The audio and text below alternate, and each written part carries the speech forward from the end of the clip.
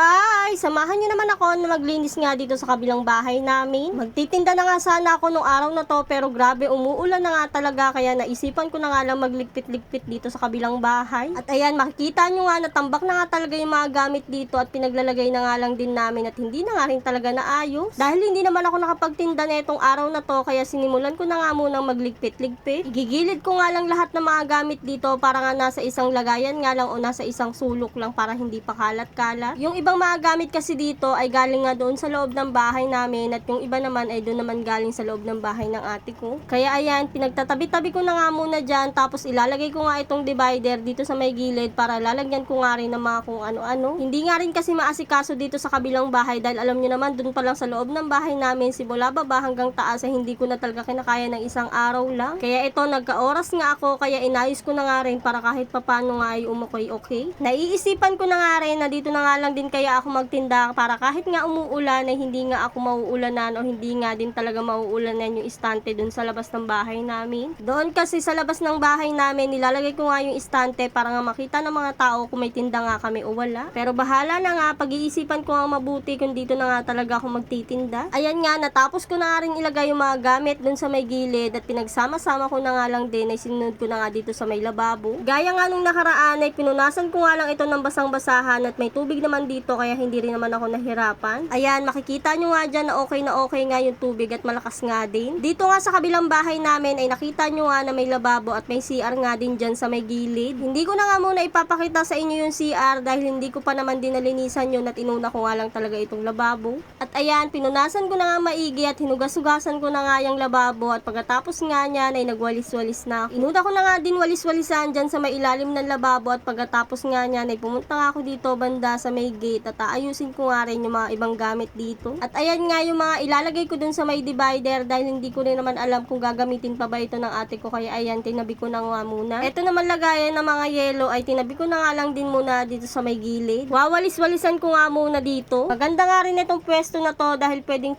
nga din magtinda-tindahan. Alam nyo ba, isa nga rin yun sa gusto kong business, yung sari-sari store dahil araw-araw nga ay may kita kahit papano pero kailangan nga talaga ng malaking puhunan. Pero malay naman natin soon ay magkaroon nga rin ako ng sari-sari store. At ayan nga, nung matapos ko na maitabi yung mga gamit, sinimulan ko na nga rin talagang walis-walisan itong mga kalat. Nakakatuwa talaga kapag nagwawalis ka ng ganito na makikita mo na ang daming kalat at buha-buhangin tapos pagkatapos ay okay na.